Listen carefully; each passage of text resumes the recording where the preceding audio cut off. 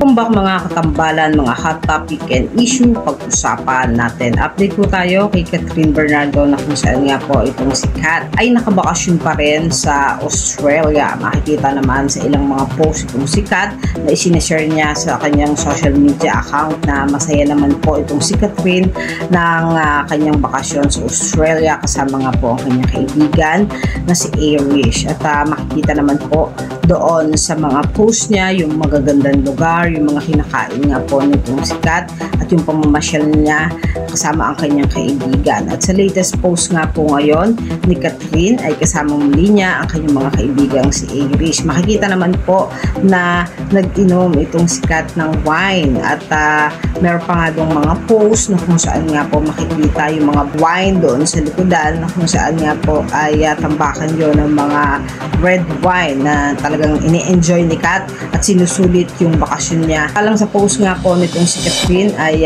may picture muli silang dalawa ni Irish habang nakasandal doon sa mga wine na may hawak pa nga sila na wine glass at nag-cheers pa nga sila, nag-testing ng mga wine na kung saan nga ay nasa agawaan sila ng wine. Yan po yung mga update natin ngayon kay Catherine.